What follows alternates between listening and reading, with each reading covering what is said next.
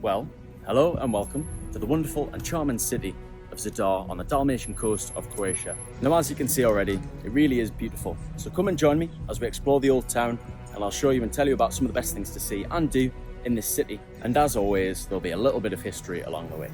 Let's go.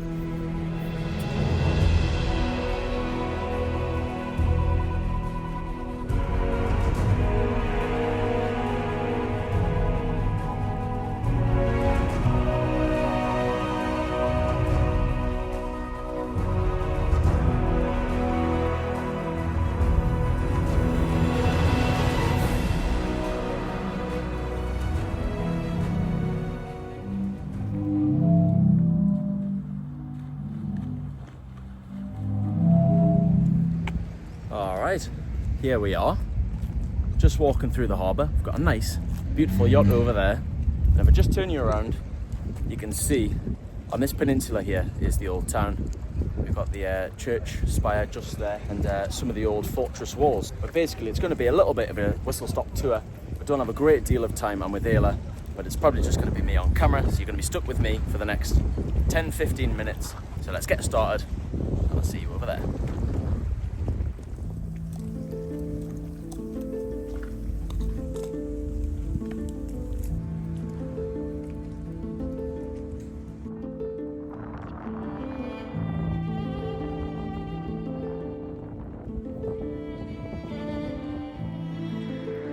Alright, so here we are. If I just turn you around, we've got the city wall defences right here, and then behind it is obviously the old town.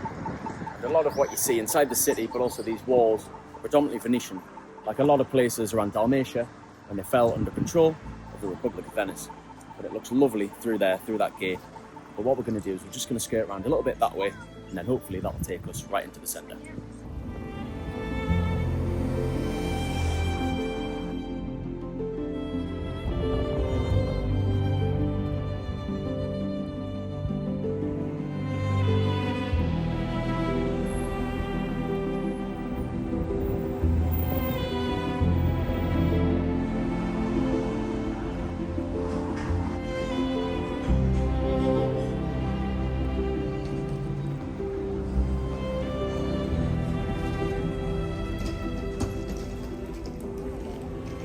Alright, so there we are. We've just passed through the sea gate, which looks lovely. And the sun's shining and it's beautiful already. And just a couple of minutes away, we'll be right in the main centre. There's a couple of really interesting things which I want to show you.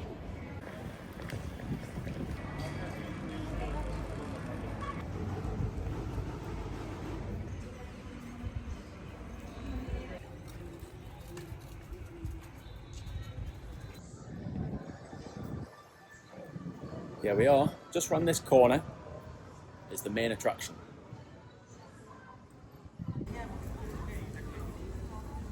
Wow, well here we are already in the main centrepiece of the old town. We're in the Roman Forum, and just over my left shoulder you can see all these remains. We've got walls, old columns, and the outline of some of the old buildings which would have been here 2,000 years ago. And then towering over us we've got the steeple or bell tower of the cathedral. And then I think my favourite bit, we've got the Church of St. Donatus right there, which started to be built in the 9th century. But what's really cool is apparently they recycled some of the stuff in the Roman Forum here to help build that church. And I think if you look at the bottom, you can see what looks like old columns cut up and used as the foundations of the building, which I think is just really cool. Almost 1,000 years later, then all this stuff would have been here too.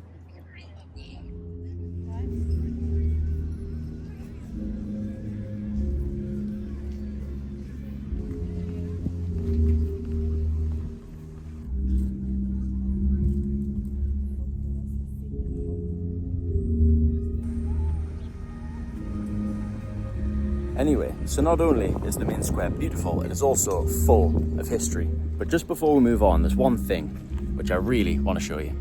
I'll just prop you up there.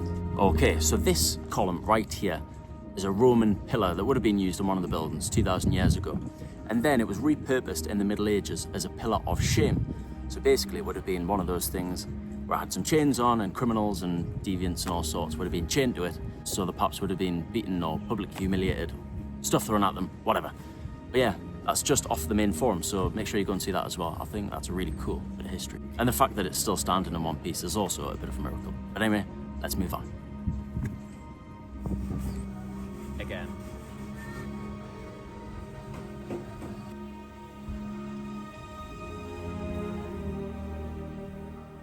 After our quick food break, it's time to head deeper into the charm of the old town as we head on our way to our next destination.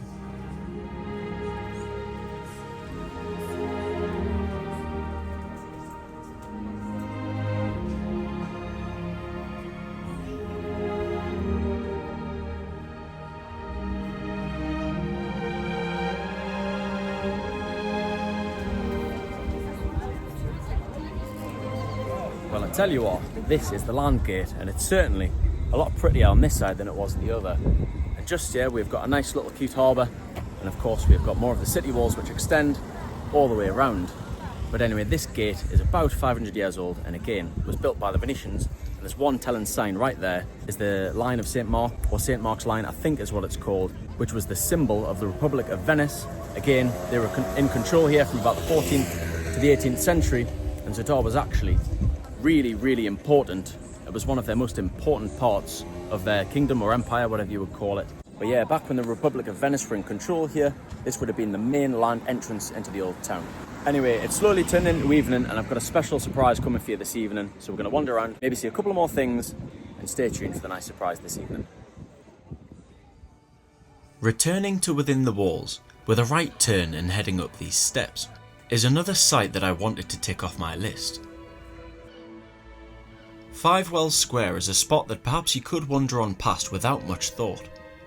However, when learning that the wells were built to source the city with water during Ottoman sieges, it really helped bring the somewhat simple but still beautiful limestone square to life. Heading further from the ancient and well-preserved city walls, a charming square opens up which had a lively atmosphere and plenty of places to eat and drink. Not only that, more intriguing artifacts of history lay casually in the square.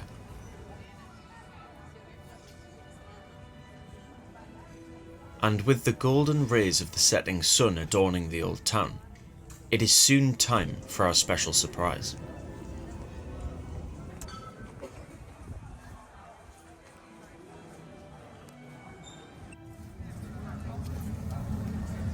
Alright, so here we are, just a few minutes walking later, and we've made it to Narodny Turg, or People's Square, which apparently has been like the heart of the old town since about medieval times.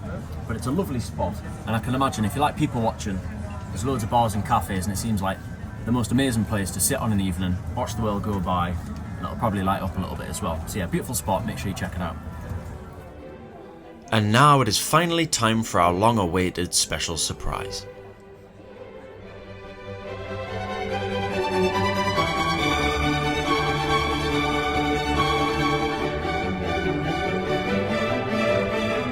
Rightio, here we are. It is time for the special surprise. You might be wondering, what the hell is going on here? Now this is the pilgrimage of Zadar. It's sunset and everybody comes here to watch it because it's so special. But there's one other thing here in Zadar, which is probably its most unique feature, its most unique attraction. Underneath where all these people are sat is a sea organ. Now there's not many of these in the world, but this is the most famous one located right here. And there's 35 pipes that stretch 75 meters, and then basically the sea blows in, and then all the pipes are different sizes, and it compresses the air, and it produces notes or music. So yeah, how cool is that? And then, right here, trying not to blind us, we've got the sun just starting to come down, so in about 15 minutes we're going to have a lovely sunset up. So anyway, let's sit back, relax and enjoy, and also the mountains around there are just stunning. So although it's heaving with people, you know I'm a bit of a tourist Scrooge, but it's still a very special thing to do, so make sure you come along and do it.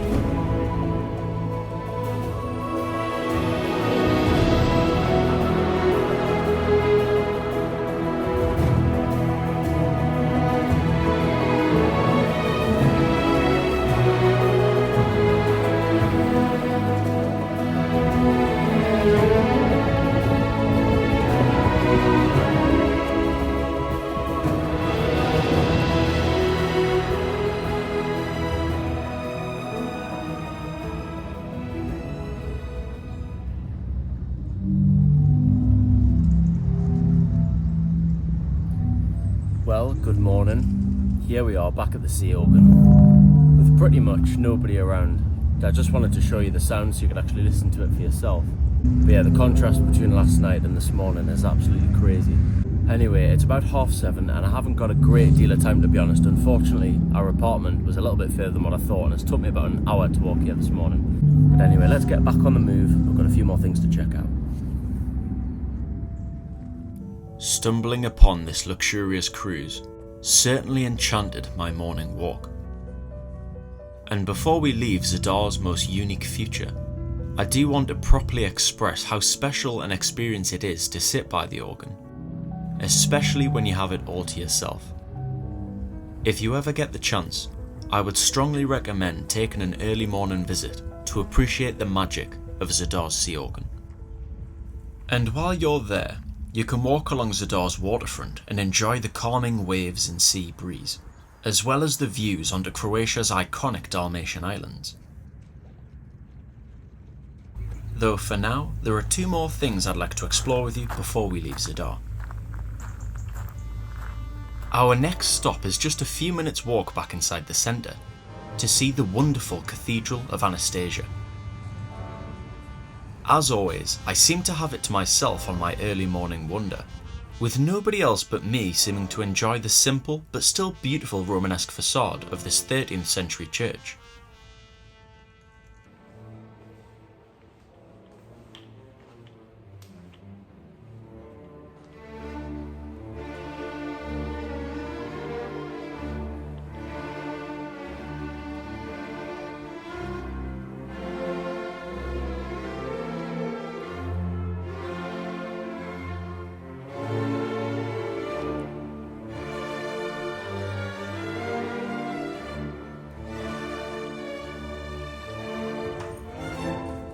With that ticked off, now there is only one last thing awaiting us in Zadar, and it's this wonderful limestone tower.